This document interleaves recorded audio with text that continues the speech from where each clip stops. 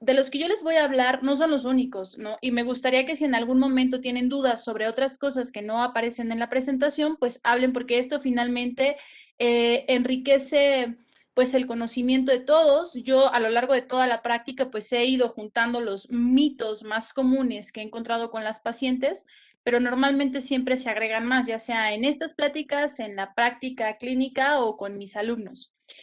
¿Cuáles son los objetivos de esta presentación? Pues primero conocer las respuestas correctas a todos los mitos que existen en relación a la lactancia, eh, explicar a todas las madres y bueno, a las personas que estén interesadas en el tema, todos los conocimientos que se tienen sobre la lactancia, o los desconocimientos y que generalmente, como les comentaba, inducen al abandono tempranamente de la lactancia. Y bueno, finalmente lo ideal es que no solo las madres o los padres o la familia que esté alrededor del bebé lactante tengan conocimiento real sobre esta práctica, sino también pues todo el personal sanitario, porque finalmente se sabe que a mayor conocimiento y a mayor apoyo del personal sanitario a las madres, es mucho más probable que la lactancia se mantenga, ¿no? Si existe este apoyo. Voy a empezar, traté de ponerlos en un cierto orden, pero tampoco es que tienen que forzosamente estar relacionados el uno con el otro. Eh, Uno de los grandes mitos es que es mucho más fácil alimentar con biberón. Y a ver, yo con esto siempre hago hincapié con mis pacientes que primero les sugiero que no tengan expectativas de la lactancia. Es muy importante que tengan conocimiento porque finalmente el conocimiento empodera, pero el tener expectativas, ¿no? Y que normalmente no son expectativas reales, hace que se frustren muy tempranamente. Eh, la lactancia no es una práctica sencilla. Esto no quita que es lo mejor tanto para bebé como para mamá y que el impacto de la lactancia es muy importante a muchos niveles que no solo se limitan al binomio mamá-bebé. Y, a ver, la práctica de la lactancia se hace muy difícil cuando no hay un acompañamiento correcto, ¿no? Y cuando muchas veces las mamás tienen la idea de equipararlo a la alimentación con biberón. Entonces, sí, la lactancia se puede volver una práctica muy difícil y de hecho el alimentar con biberón se vuelve mucho más fácil, pero por eso hacemos tanta insistencia pues en educar a nuestras pacientes desde antes del nacimiento de los bebés, acompañarlas justo o inmediatamente, no inmediatamente después del nacimiento, porque yo no estoy ahí en ese momento, pero en cuanto sea posible y darles acompañamiento al principio para que la lactancia se instaure de la mejor manera posible. Esto es algo, este mito que habla sobre que la producción de leche durante los primeros días es insuficiente para alimentar a bebé, es uno de los grandes problemas a los que nos enfrentamos cada vez que tenemos a una mamá que lacta durante los primeros días, porque esta es una idea muy extendida. O sea, las mamás están esperando que en cuanto nazca el bebé, los pechos se llenen de leche y sean una fuente infinita de alimento, y es muy importante que conozcan la fisiología de la producción de leche los primeros días para que no estén esperando algo que no va a pasar, pero en ninguna mujer pasa eso. O sea, hay una cosa que se llama calostro, que es la primera leche. Esa es la realidad. Y es un nutriente que generalmente logra cubrir todos los requerimientos nutricionales de bebé. Una realidad es que cuando una mujer no ha lactado, es decir, es su primer bebé y su primera lactancia, cuesta un poco más de trabajo. ¿Por qué? Porque pensemos que el sistema mamario, la glándula mamaria, está desarrollada en diferentes etapas y la lactancia es la última etapa de desarrollo y entonces imaginémonos que los ductos y todo este camino, digamos, es como si fuera una carretera trazada pero que no está pavimentada. Entonces, el primer bebé con la primer lactancia tiene que hacer esto. En lo general, todas las mujeres, no todas, pero sí la mayoría de las mujeres tienen la capacidad para que, aunque sea los primeros días, sea suficiente para alimentar a su bebé con el calostro. Simplemente que la alimentación pues es diferente que con el pecho una vez que ya bajó la leche y obviamente mucho más diferente que con la alimentación con fórmula, porque el estómago del bebé es chiquitito y el bebé no es que coma cada 3, 4 horas, que esto es algo que está muy grabado en la mente, sino que el bebé pues puede comer tan seguido como cada hora y media, siempre que el bebé se mantenga hidratado. reactivo, expulse el meconio y orine de manera correcta, que al principio, ojo, los bebés no tienen que orinar tanto, pues el calostro de mamá será suficiente. Obviamente en el hospital lo que hacemos es primero verificar que haya una secreción adecuada y después, guiándonos con todos los indicadores de alimentación suficiente, pues se puede determinar que aunque sea algo que no se ve, está llegando al bebé. Entonces, por ejemplo, sí se sabe que el contacto temprano, el alojamiento conjunto y la libre demanda son prácticas que favorecen no una bajada de leche más rápida, porque no hay nada que haga que baje la leche más rápido. O sea, esto de, es que tuve cesárea y por lo tanto me va a tardar más en bajar la leche y por eso no me voy a pegar al bebé, es una mentira.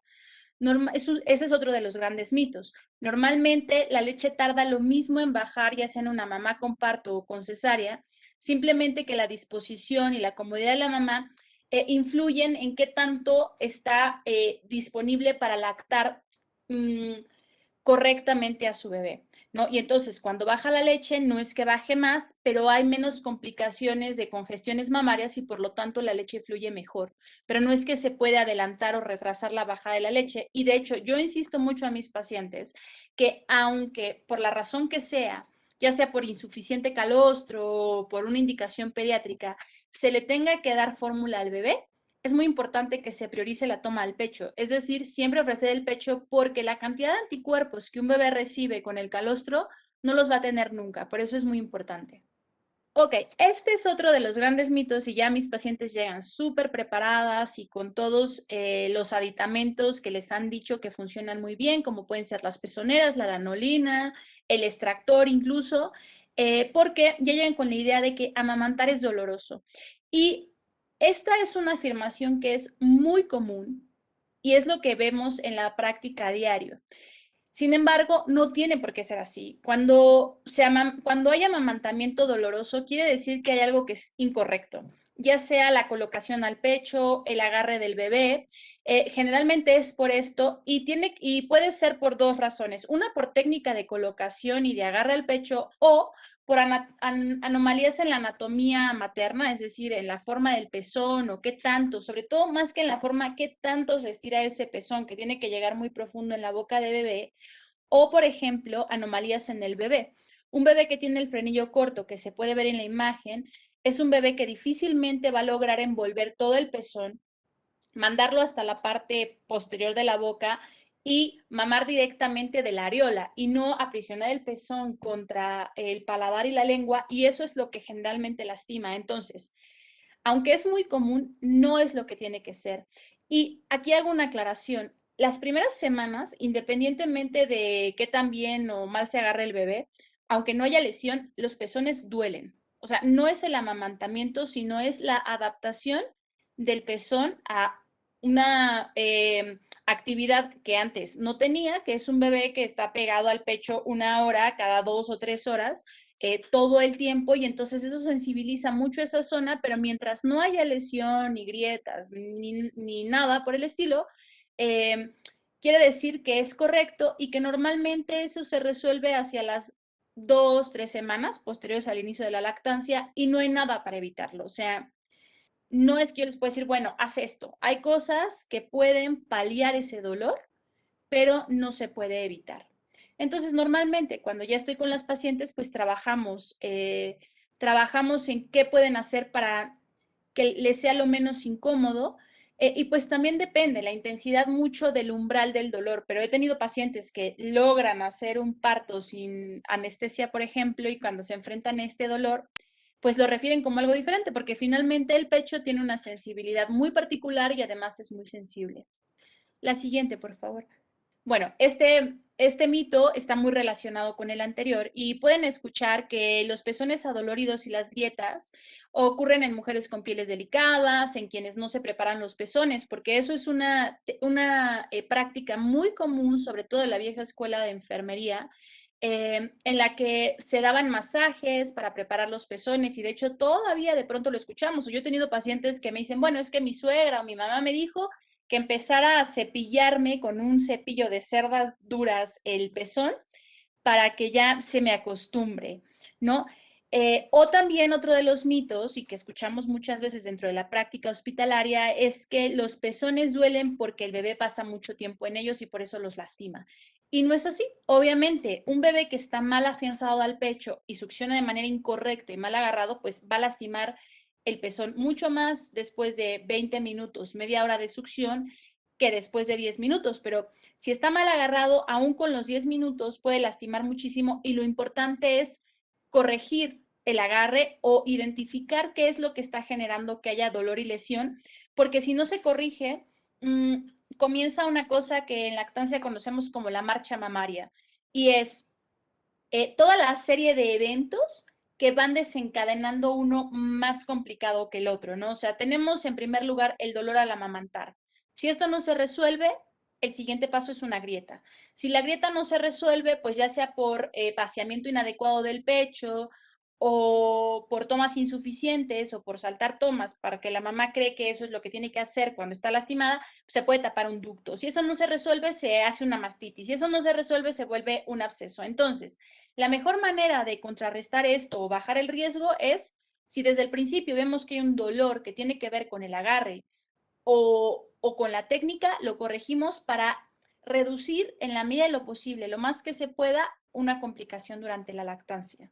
Ok, esto me lo encuentro muy seguido con mis pacientes que me dicen, uy, no, es que yo no tengo casi nada de pecho y no voy a poder amamantar, o, ay, es que tiene unos pechos súper grandes que yo creo que va a tener muy buena leche, ¿no? Bueno, en realidad el tamaño del seno no determina la capacidad de amamantar.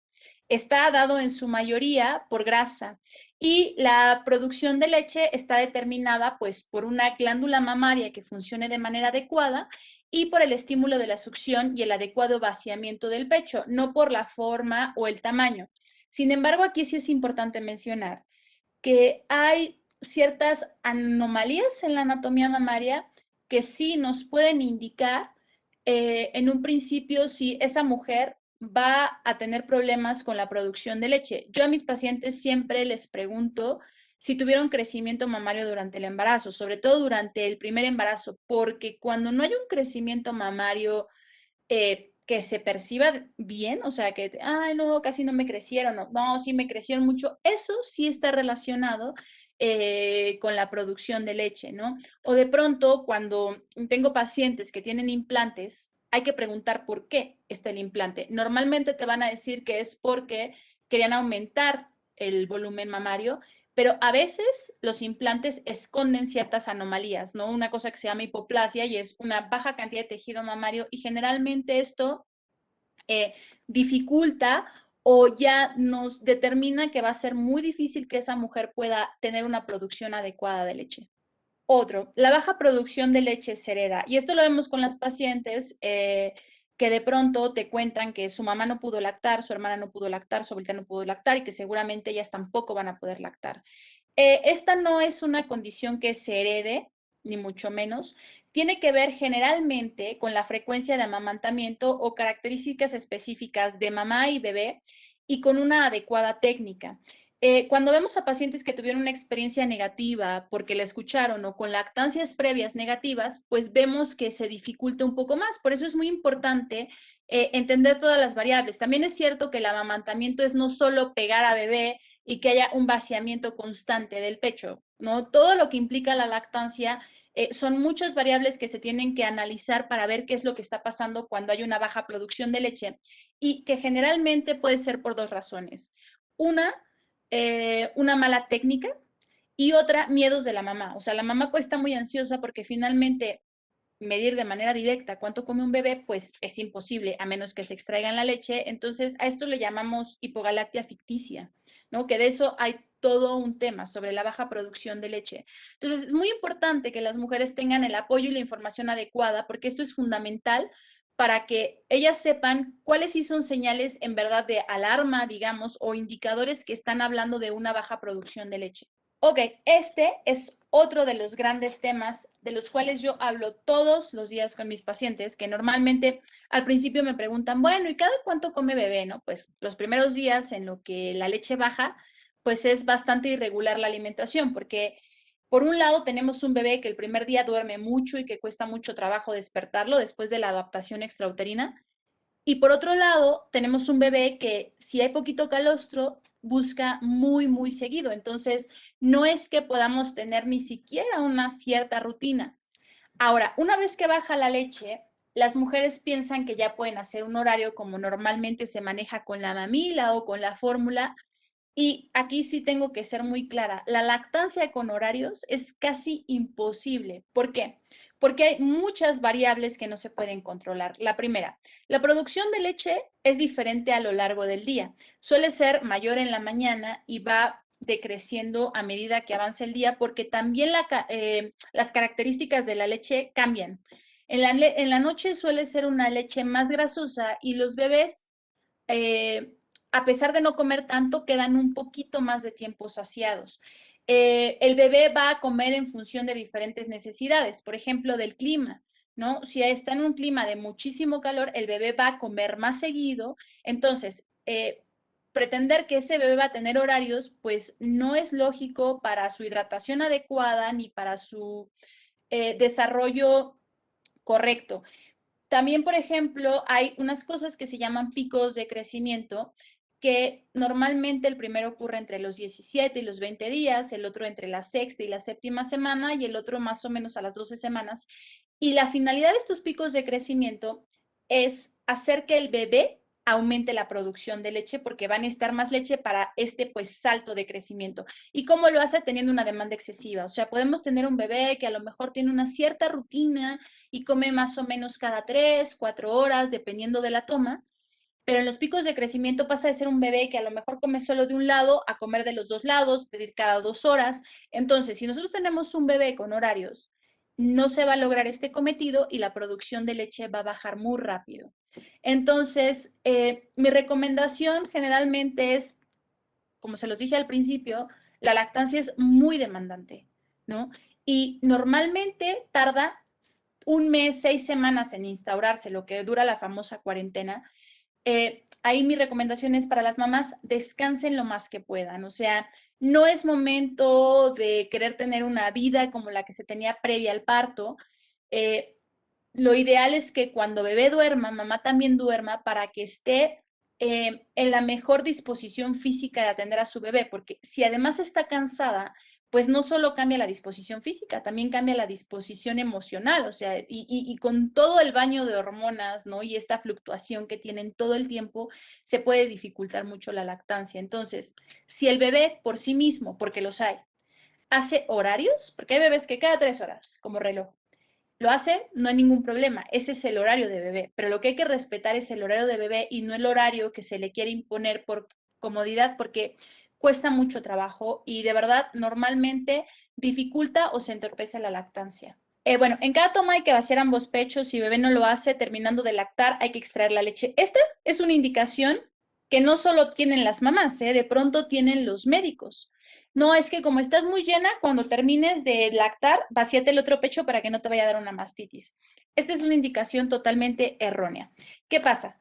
La fisiología de la lactancia, cuando todo funciona bien, que generalmente todo funciona bien, es que al principio el cuerpo manda mucha más leche que la que bebé necesita. E intuitivamente pensaríamos que es un buen momento para sacar la leche y empezar a hacer un banco de leche o de pronto saltar una toma. Recordemos que como la producción de leche funciona por estimulación, ¿qué pasa? Si al principio las mujeres están súper llenas de leche y congestionadas y con los pechos súper incómodos, si empiezan desde que se inició la lactancia y la bajada de leche a extraer la leche que el bebé no se tomó, el cerebro recibe la orden de necesito más leche. Entonces empieza a producir más leche.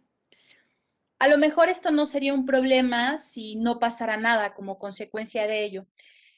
Solo que la mujer está como en una homeostasis, en un balance muy, muy justito, ¿no? O sea, tiene muchísimo estrés fisiológico porque pues eso requiere, la lactancia tiene un desgaste metabólico más alto que el embarazo. Duermen menos que en el embarazo. A pesar de que en el embarazo ya les cuesta mucho trabajo dormir, están súper cansadas. El sistema inmunológico se está recuperando, el cuerpo se está recuperando y si yo además le exijo que siga produciendo leche cuando el cuerpo no tiene que hacerlo, de pronto ese equilibrio se rompe y puede dar una mastitis muy rápido. Y entonces, pues la mastitis, además de ser muy incómoda y dolorosa y tener a la mamá en una situación pues de verdad de incomodidad tremenda, pues baja la producción de leche. Lo ideal, o sea, lo ideal, como normalmente yo les recomiendo que se establezca la lactancia, es permitir que sea el bebé quien con su demanda regule la producción de leche. ¿Por qué? Porque también hay que entender que la leche tiene una hormona, ¿no? Porque muchas me dicen, bueno, es que voy a aprovechar esta leche como extra que tengo cuando le doy una toma para en la toma de la madrugada que se la dé mi esposo con biberón y yo pueda dormir. Bueno, la fisiología del bebé y por lo tanto la fisiología de la mamá durante las primeras semanas es que el bebé más o menos coma cada 3, 4 horas. Así está diseñada esa simbiosis de un lado y del otro.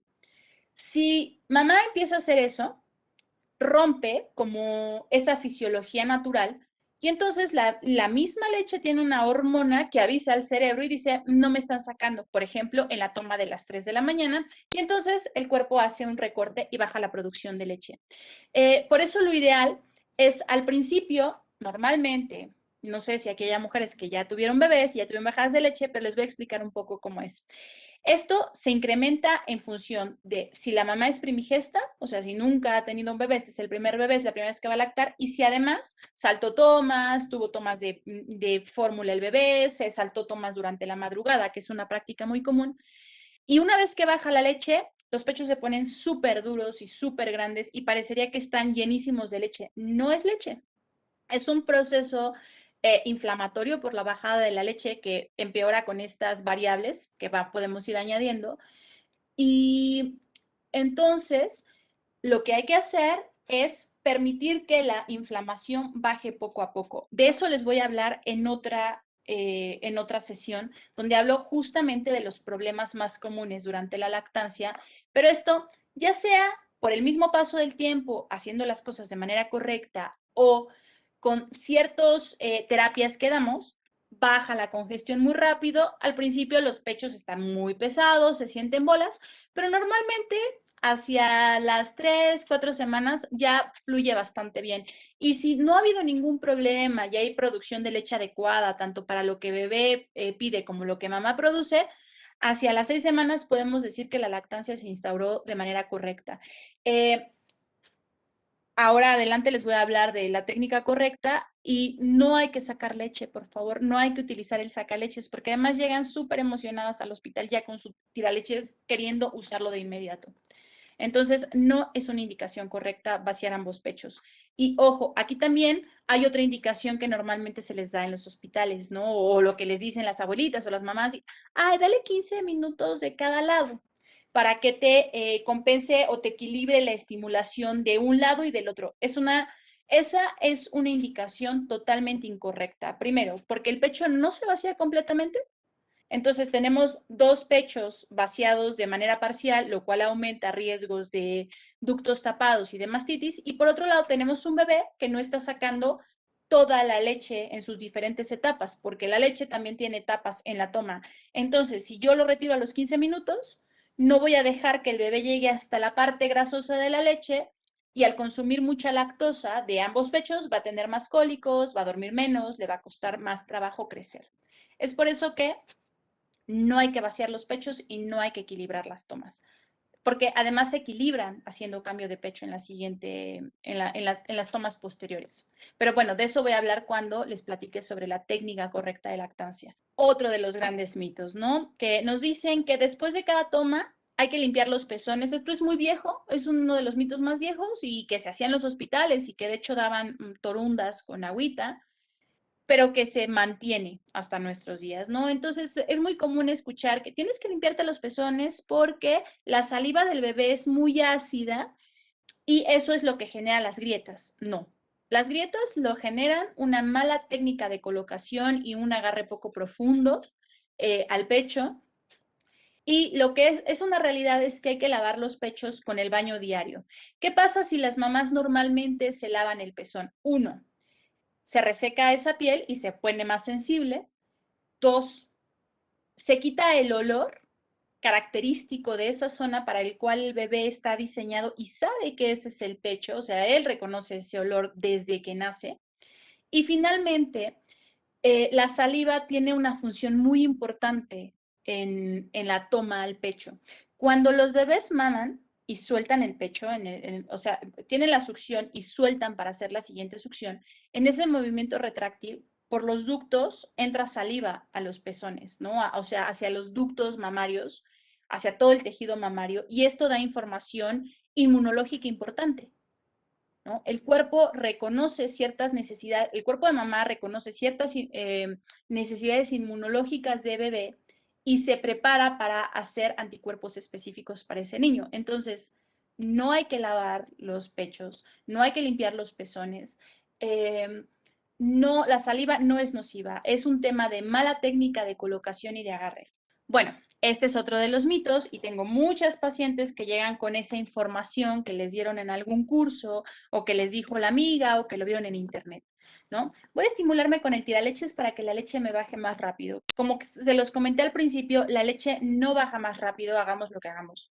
La leche es un proceso fisiológico y su rapidez varía en función de si hubo o no lactancias previas. Normalmente con las mujeres que ya lactaron, eh, esperamos que la leche baje más o menos en 48 horas. En algunas mujeres, como todo, es como todo, o sea, no hay absolutos, pero normalmente vemos que baja a las 48 horas y en las mamás primerizas, en mi práctica, lo que yo he visto es que en la mayoría de ellas baja la tercera noche después del parto.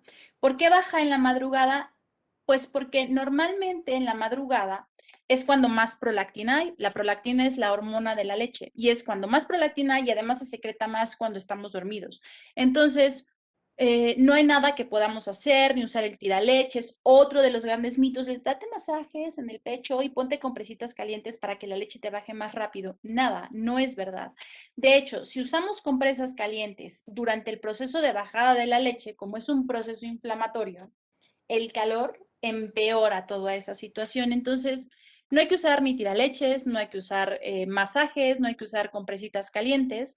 Es un proceso que va a llegar, ¿no? Si, por ejemplo, a los 3 días no llega, o a los 4, a los 5, bueno, hay que ver qué está pasando. Y obviamente no es que la práctica del tiraleches, el uso del tiraleches esté satanizado, es hay que recomendar, o más bien hay que indicarlo cuando sea necesario. Por ejemplo, un bebé que está separado de su mamá por cierta circunstancia del bebé y no puede lactar directamente al pecho, un bebé que tiene una succión débil o, por ejemplo, bebés que tienen una succión fuerte, pero que de todos modos, por cuestiones de peso, tienen una indicación pediátrica de ser alimentados al pecho más complemento, pues en esas mujeres sí tenemos que usar el tiraleches de manera temprana porque tenemos que compensar la falta de estimulación que va a haber de ese bebé al tener complemento y tenemos que instaurar la lactancia materna de manera correcta, pero no es a mayor estímulo, mejor bajada la leche, no es así. Otro gran mito es los enojos o las impresiones fuertes cortan la leche y o el estrés pasa a través de la leche y daña al bebé. Y de pronto vemos a mujeres muy estresadas o que tienen emociones fuertes o que están llorando porque además los primeros días están muy sensibles y no quieren lactar a sus bebés porque creen que esto les va a hacer daño. Eso no es verdad. Sí es importante que las mujeres cuando van a lactar estén relajadas y sea un momento de, pues digamos que de tranquilidad, tal vez no voy a decir gozo, sobre todo al principio no se disfruta mucho, pero lo que se esperaría es que una lactancia bien realizada genere una sensación de bastante tranquilidad y paz y confort en la mamá y que de hecho se ve en la relación que se hace con bebé. Si tenemos una mujer que está estresada cuando está lactando, generalmente la lactancia se complica mucho. Ahora les contesto la pregunta, es que estaba viendo la pregunta.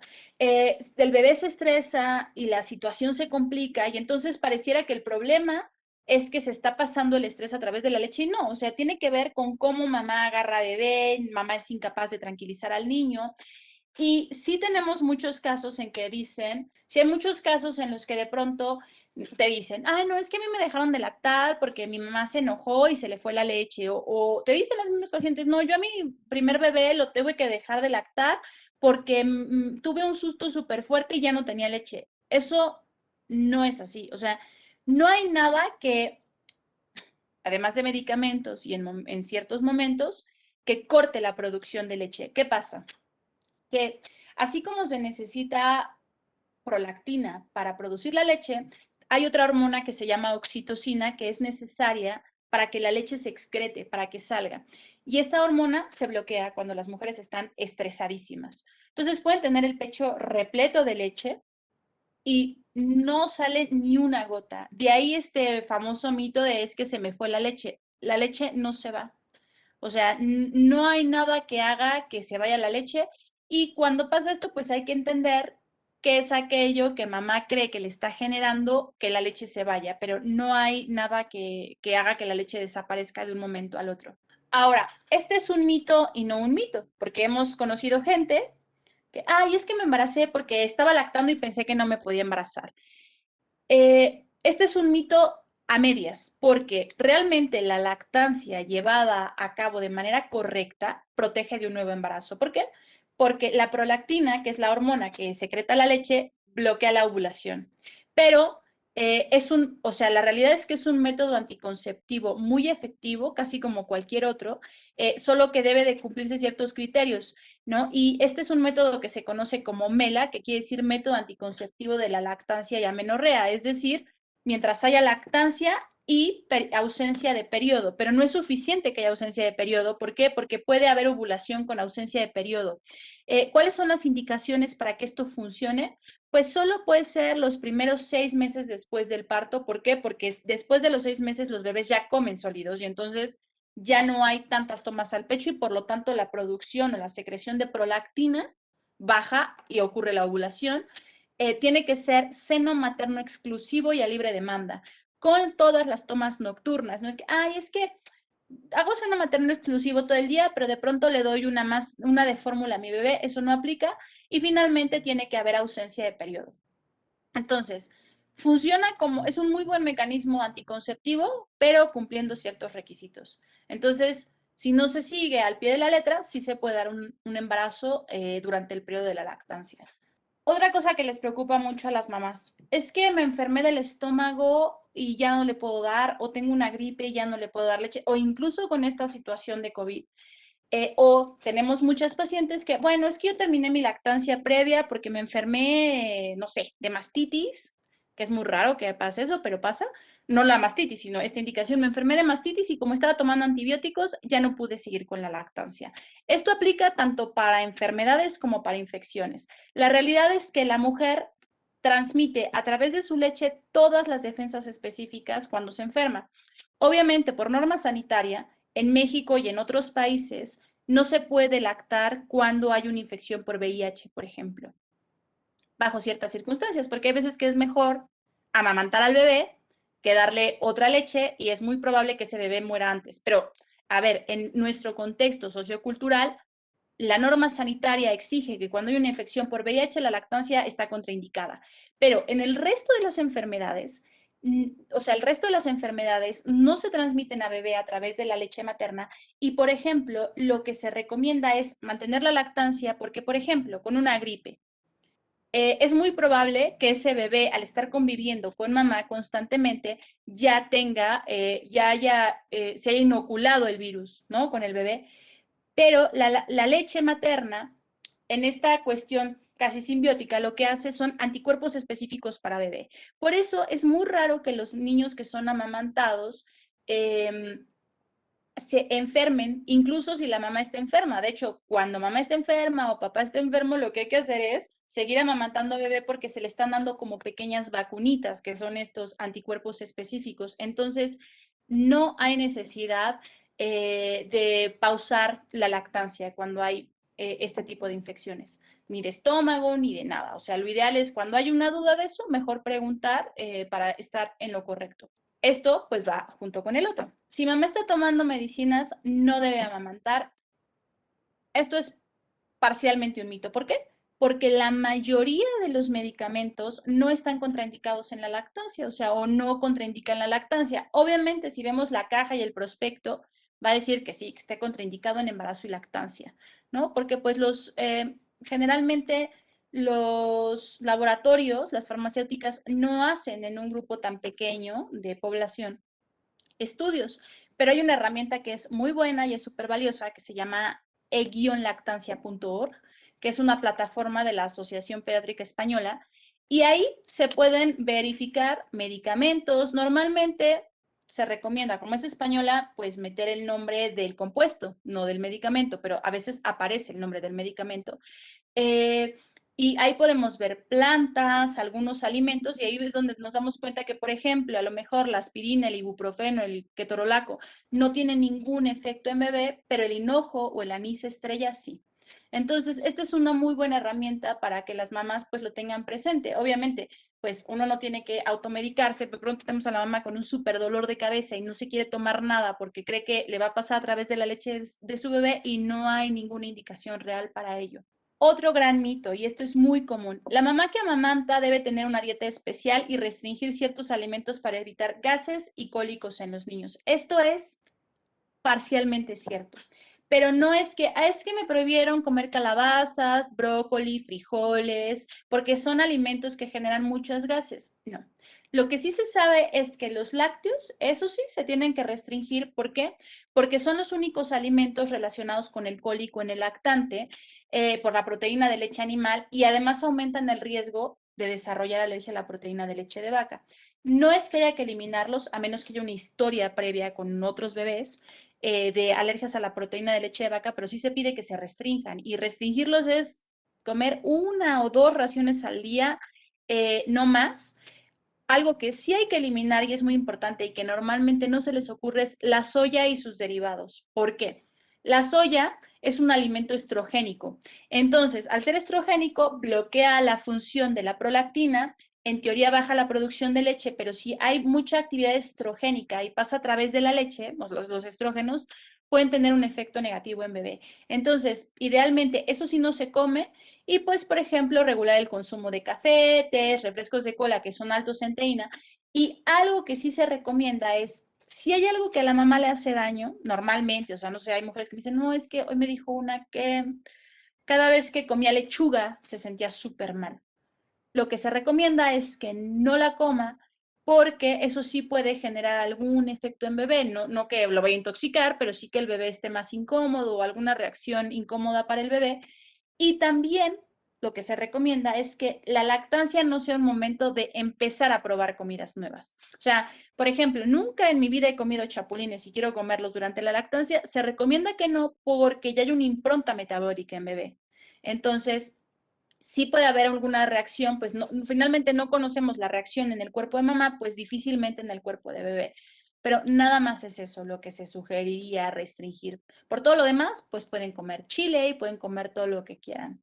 Esto es muy común en mujeres que lactan, o sea, que normalmente empiezan a tener problemas con la producción de leche hacia los 3, 4 meses.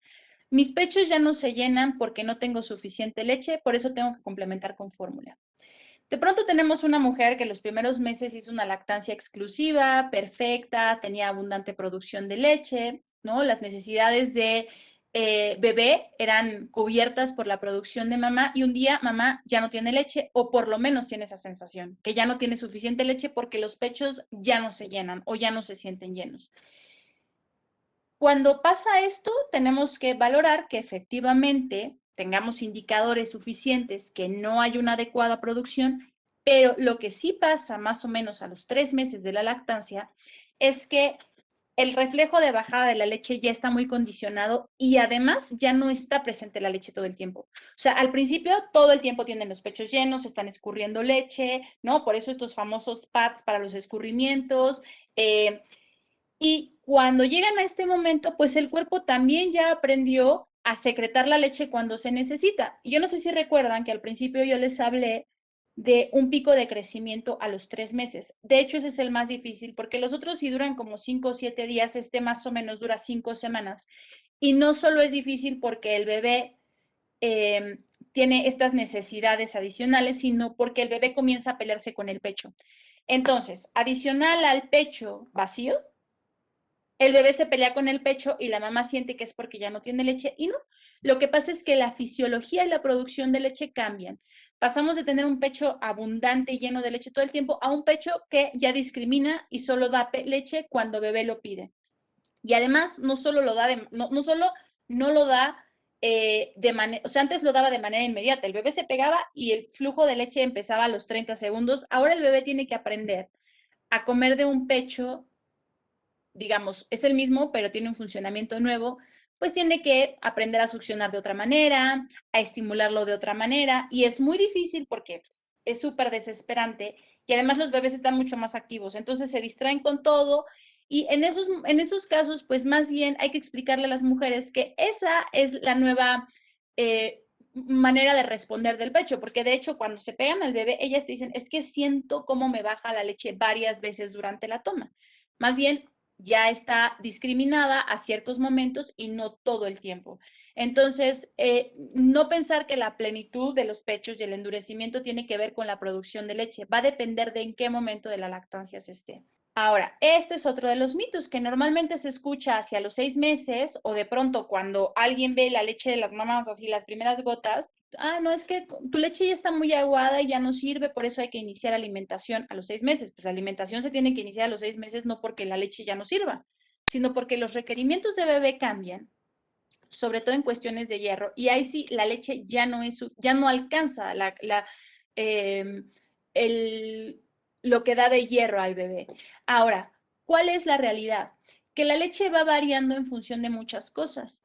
Al principio tenemos una cosa que se llama calostro, que es del que les hablaba y que es muy poquito y muy denso y muy pegajoso y el color pues puede ser amarillo, anaranjado, transparente, transparente amarillento que parece una miel. También y después tenemos otro que se llama leche transicional, que está entre esa y la leche madura, que es una leche pues un poquito más aguada, pero se ve amarilla todavía. Y finalmente tenemos la leche madura, que es la que se va a tener más o menos de los 10, 15 días después del parto hasta que se acabe la lactancia. Y lo que pasa es que al principio es una leche muy aguada y de verdad, si la vemos, parece incluso agua de arroz, ¿no? Leche de almendras, o sea, por lo aguada que se ve y pues de ahí viene este mito. Pero lo que es una realidad es que la leche va cambiando en la medida en la que avanza la toma. Entonces, al principio tenemos una leche con muchísima agua, con muchísima proteína y muchísima lactosa, y la grasa viene hasta el final. Por eso la importancia de lo que les hablaba antes, de tener una toma completa para que el bebé pueda pasar a través de todas las etapas de la leche. Entonces, no es que la leche esté aguada, es simplemente que estamos viendo la parte inicial. Ojo, las mujeres que hacen dieta o eliminan, este es el único nutriente que sí está en relación directa con la calidad de la leche, que hacen dieta o que eliminan, por ejemplo, las grasas, sí dan una leche muy aguada, ¿no? Porque la cantidad de grasa en la leche está en función de la alimentación materna. Entonces, es un momento en el que la mujer tiene que tener una alimentación balanceada y suficiente y además rica en grasas saludables. Aguacates, frutos secos, aceite de oliva, pescados azules, o sea, todo aquello que sea una grasa buena es un muy buen momento para que la mujer lo coma porque va a alimentar bien a su bebé y finalmente el cuerpo no se lo va a quitar a ella, que eso también es muy importante. Esto está en relación con una de las cosas que yo les hablé al principio, de dale a tu bebé 10 y 10 minutos o 15 y 15, porque después de ese tiempo ya solo te está usando de chupón o ya no hay suficiente leche y ya solo te está usando. Bueno, como se los dije en la lámina anterior, así no es. O sea, hay que completar la toma. ¿Y cuál es la toma? O sea, una toma completa. Al principio, los primeros 2, 3 meses, el bebé tiene que mamar del primer pecho entre 20 y 30 minutos. El mínimo 20, el máximo 30. ¿Por qué mínimo 20? Porque hacia los 20 minutos ya podemos estar tranquilos de que el bebé llegó a la parte final de la leche, que es cuando más grasa tiene. ¿Por qué no más de 30? Porque después de 30 minutos el flujo de leche ya es chiquitito y el esfuerzo que bebé hace es mayor que lo que está obteniendo. Entonces, esta es una indicación incorrecta. Y a ver, en términos pragmáticos y nutricionales, los primeros días, por ejemplo, cuando hay calostro y es poquito, pues da lo mismo. Si te lo pegas 5 minutos de un lado y le das 10 del otro y es indistinto. Pero yo lo que les recomiendo a las pacientes es que desde el principio empiecen a formar una rutina para que cuando lleguen a su casa y haya bajado la leche, ya estén bastante familiarizadas con ellas y entiendan el por qué en temas nutricionales y en temas de higiene, digámoslo de cierta manera, o de seguridad para el pecho, es que se da esta recomendación. Cuando tenemos a las mamás muy ansiosas de no saber cuánto está comiendo su bebé, pues creen que utilizar el sacaleches es una buena estrategia para saber cuánta leche tiene el bebé y es incorrecto. ¿Por qué? Porque normalmente sale más leche con la extracción del bebé o con la succión del bebé. Y lo que es ideal para saber cuánta leche tiene mamá y si es suficiente, en vez de estar haciendo extracciones, es medir medir o verificar los signos de adecuada alimentación y de hidratación en el bebé. ¿Cuáles son? Pues a partir del tercer o cuarto día de vida, los bebés tienen que mojar entre 5 y 6 pañales y que esta no sea concentrada, que sea abundante, que al menos pasen mínimo 2 horas entre una toma y otra, máximo 4, contando a partir de que terminó la toma. Y esto siempre y cuando el bebé esté fuera de pico de crecimiento. Y obviamente pues ver las mucosas hidratadas, que el bebé esté reactivo y que su crecimiento sea adecuado, solo que esto normalmente pues se ve una vez que ya llegan con el pediatra, ¿no? Que haya una adecuada ganancia de peso y también la famosa mollera o la fontanela que no esté hundida. O sea, es muy importante saber cómo es la fontanela de los bebés, o sea, no es que la aplastemos, pero sí saber cómo es normalmente, porque si de pronto el bebé está deshidratado, se va a notar ahí. Entonces, bueno, estos son como los mitos más comunes, no quiere decir que sean los únicos, pero bueno, ahora si quieren, sí podemos pasar a la ronda de preguntas y respuestas. Sí, muchas gracias. Pues teníamos una primera pregunta. ¿Qué Ujú. cierto con que es mejor darle biberón de cupón en forma de pezón al cupón en forma común o triangular? A ver, lo ideal lo recomendable es que para que se establezca bien la lactancia, si no es necesario, no haya biberones, ni chupones, ni pezoneras, por lo menos las primeras 3, 4 semanas, porque si se usan, se aumenta el riesgo de una cosa que se llama síndrome de confusión. ¿Por qué? Porque la succión a la mamila, aún así sea de diferente tipo de chupón, eh, es mucho menos laboriosa que la succión al pecho. Y además a veces los bebés, o sea, y además los bebés ya saben que es mucho más fácil comer de ahí y mucho más rápido y pues como buen ser vivo, pues va a optimizar recursos y dice yo no quiero de aquí. Otro es que a veces se acostumbran muy rápido a la sensación y a pesar de que hagan todo el mismo trabajo, por ejemplo, con las pezoneras, que al pecho rechazan el pecho. Entonces, lo ideal es no usarlos las primeras 3, 4 semanas. Si se tiene que usar por fuerza, lo recomendable es utilizar un chupón de flujo bajo, ¿no? Hay muchos de distintas marcas, entonces es utilizar un chupón de flujo bajo. Hay mamilas que en teoría pues simulan lo más que se puede la succión al seno materno para que se disminuya el riesgo de esto. Entonces eso sería pues lo ideal. Ok, gracias. Otra duda es, ¿cuando haya embarazo múltiple, la producción de leche aumenta o se llega a quedar algún bebé con hambre? Mira, cuando hay un embarazo múltiple, normalmente aquí hay cosas que son las diferencias individuales. De pronto tenemos una mujer que cuando baja la leche, tiene de verdad leche para amamantar a ese bebé y a otro si lo tuviera. Normalmente lo que se recomienda es que al principio, lo que generalmente pasa con los embarazos múltiples es que al principio sí cuesta un poco más de trabajo, sobre todo cuando son primeras gestas. Entonces no pasa nada si se le complementa a uno de los bebés o a los dos y a la par hay que estar haciendo estimulación. Hay mujeres que de manera natural, ya una vez que se logre el apego al pecho y los bebés mamen con frecuencia, pues el cuerpo va a saber que esa es la producción que tiene que haber, pero no todas lo logran, ¿eh? Eso también es una realidad. O sea, hay mujeres que por alguna cuestión, ¿no? De diferencias propias de esa mujer, tienen una abundante producción de leche.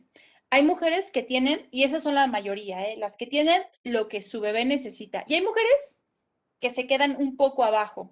Entonces, sí se puede hacer lactancia exclusiva con bebés, o sea, con embarazos múltiples, nada más que sí se tiene que hacer un trabajo diferente, sobre todo al inicio. Y también ver cuáles son las características de los bebés, porque si son embarazos, o sea, son gemelos muy pequeñitos, pues normalmente se complementan. Entonces ahí lo que hacemos es un combinado entre apego al pecho más extracciones. Ok, otra pregunta. ¿Está bien indicado el extractor de leche materna para hacer un banco de leche en caso de emergencia y para que papá pueda darle leche también?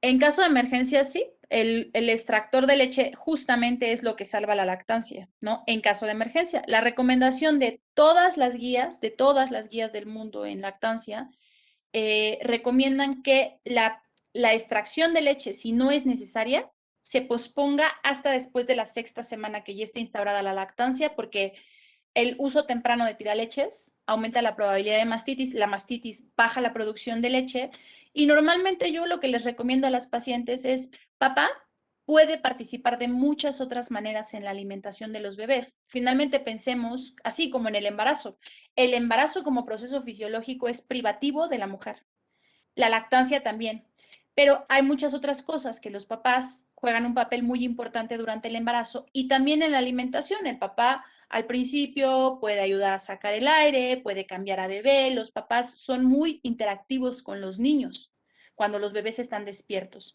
Entonces, esa es la recomendación.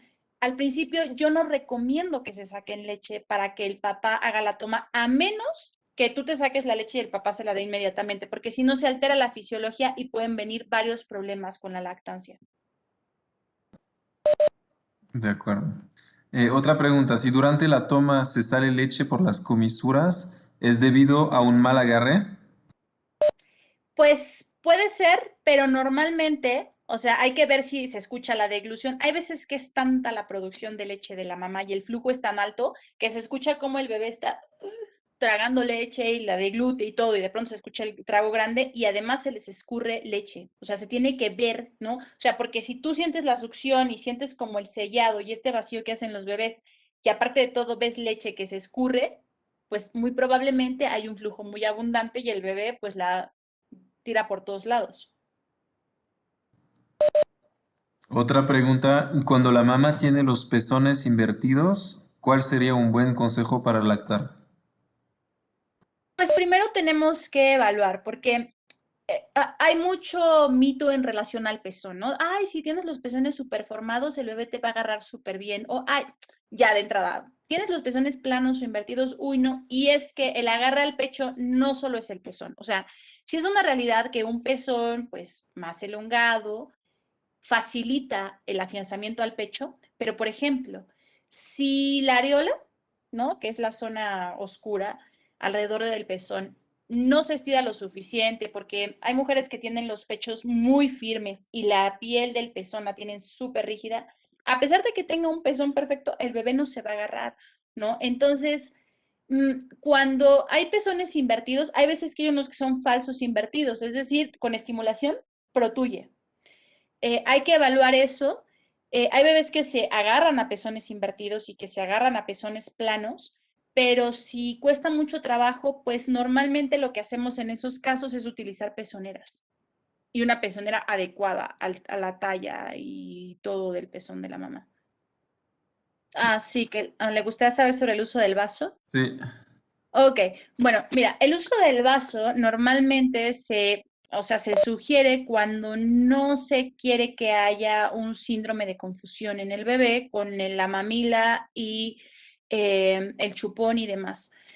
Algunos pediatras, por ejemplo, cuando los bebés están en el hospital y no hay posibilidad de que el bebé coma con la mamá o hay que hacer alguna toma que no sea el pecho, pues dan sonda o dan vaso, pero lo que es una realidad es que si tú vas a hacer una lactancia, o sea, si te va, más bien, si el uso del vaso se va a prolongar, tampoco es tan recomendable, porque finalmente el vaso no estimula también la succión del bebé. O sea, la mamila, a pesar de que es una succión bastante rudimentaria, digámoslo así, succionan. Yo a las pacientes les recomiendo que si va a haber algunas cuantas tomas, lo pueden intentar, solo que tampoco es tan fácil alimentar al bebé con vasito, ¿eh? O sea, hay que tener una buena técnica porque de pronto le meten un poco más y el bebé se les está ahogando o se les escurre la mitad de la leche por el vaso. Entonces, pues siempre lo que yo les sugiero a las pacientes es hacer una evaluación individualizada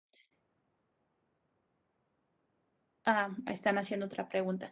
O sea, lo que yo les recomiendo a las pacientes es entender por qué se le tendría que dar al bebé en vaso, qué es lo que está pasando y a partir de eso diseñar un plan adaptado a ese bebé y a esa mamá, porque lo que es una realidad es que aunque hay generalidades, pues cada binomio mamá-bebé es único. Y entonces, a partir de esas cosas que lo hacen únicos, pues tenemos que determinar qué es lo mejor para ambos. Tenemos otra pregunta que ¿es bueno que al principio del embarazo crezcan los senos? Pues lo que pasa es que los pechos, como una parte del desarrollo mamario adecuado, crecen, sobre todo durante el primer embarazo, ¿no? O sea, al principio, y ese es uno de los síntomas característicos, cuando las mujeres se dan cuenta que están embarazadas es porque los pechos se ponen más grandes y duelen mucho. Cuando tenemos una mujer que tiene un escaso crecimiento mamario durante el embarazo, yo no digo nada, pero sí estoy mucho más atenta de cómo se va a desenvolver esa lactancia y la producción de leche, porque a veces puede ser un indicador de una baja producción de leche. De acuerdo. Otra duda, ¿cuándo se extrae la leche? ¿Cómo se conserva? ¿Y cuánto tiempo dura? Bueno, para eso, justamente para eso hay todo un tema del que vamos a hablar el próximo mes, que es banco de leche. Pero la leche se extrae normal o idealmente cuando se va a saltar una toma, cuando hay una separación mamá-bebé o, por ejemplo, cuando se quiere hacer un banco de leche. Y para determinar en qué momento se va a empezar el banco de leche, pues tenemos que esperar por lo menos 8 semanas posparto. Hay que hacer como, yo siempre les pido a las pacientes que registren todo, ¿no? Para saber cuál sería como el mejor momento y entonces ver cómo está la producción y ver cuántas extracciones se tienen que hacer el día en relación a lo que quieren guardar y pues la conservación y el almacenamiento de la leche, pues depende. O sea, si es una leche que se va a consumir inmediatamente, por ejemplo, la extraigo ahorita y se la voy a dar al bebé en 4 horas, pues es que ni siquiera la refrigero, la dejo aquí y se la doy al bebé en 4 horas. Pero si es una leche que no la voy a utilizar los próximos 3 días, mejor directamente la congelo. Yo te invitaría a que nos acompañes en el siguiente webinar, donde vamos a hablar justamente de todo ese tema a profundidad. Si somos madres que vamos a tener a nuestro bebé en el ABC, ¿podemos solicitar los servicios de la asesora de lactancia materna? Sí, es un servicio gratuito para las pacientes cuando están en la estancia hospitalaria. O sea, normalmente yo paso a ver a las pacientes en cuanto les llevan a su bebé o si empiezan a tener complicaciones. Estoy por las mañanas. Hay otra pregunta en relación a eso. ¿Cómo sé en qué momento cambiar el pecho al momento de alimentarlo?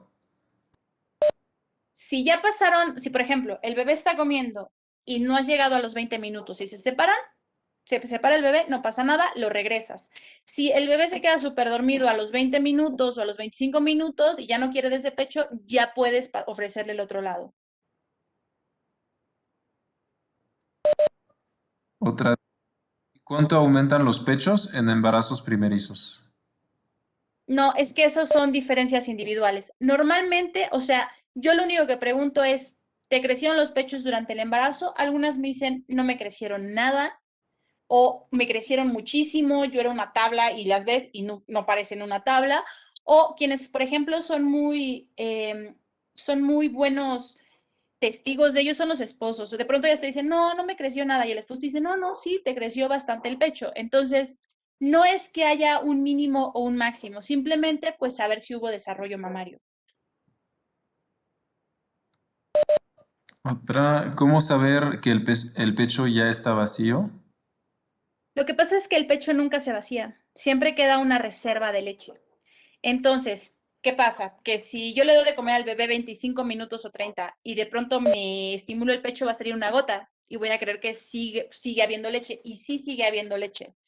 Pero el flujo baja muchísimo. Entonces, si pasaron 20, 30 minutos, ya es momento de ofrecer al bebé el otro pecho, en caso de que lo quisiera. Además, el pecho se siente, sobre todo los primeros meses, cómo se va ablandando a medida que avanza la toma. O sea, empiezan con un pecho súper duro y ya termina la toma y está blandito. E incluso se ve. La otra pregunta es también, ¿se tiene que sacar el aire al bebé con pecho? Sí, se tiene que sacar, meten menos aire, les cuesta menos sacarlo y no es que tengas que estar 10 horas haciéndole así al bebé para que saque el aire. Si en 5 o 10 minutos, ¿no? Estimulándolo en posición vertical no sacó nada, pues o no había, o no te diste cuenta, o ya lo sacará de otra manera. De acuerdo. Y creo que esa era la última pregunta y luego vamos a cerrar. El bebé agarra bien de un lado, pero el otro no. ¿Por qué puede ser? Puede ser por dos cosas, porque hay diferencias anatómicas que a veces son casi imperceptibles a nuestro ojo, ¿no? Pero el bebé las identifica y le cuesta más trabajo de un lado que del otro. Hay veces que no es una diferencia, simplemente no les gusta un lado, pero ellos tienen que aprender que ambos pechos son para comer y tienen que desarrollar diferentes estrategias para adaptarse a cada uno de los pechos y a veces tiene que ver con la técnica de colocación de la mamá.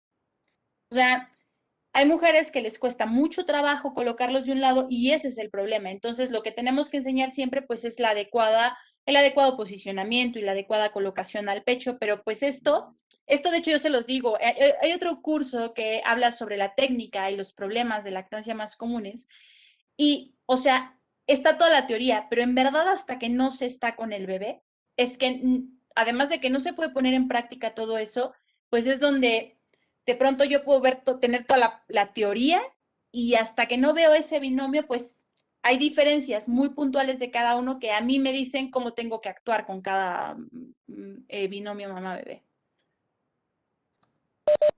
De acuerdo, pues muchas gracias, Lamina.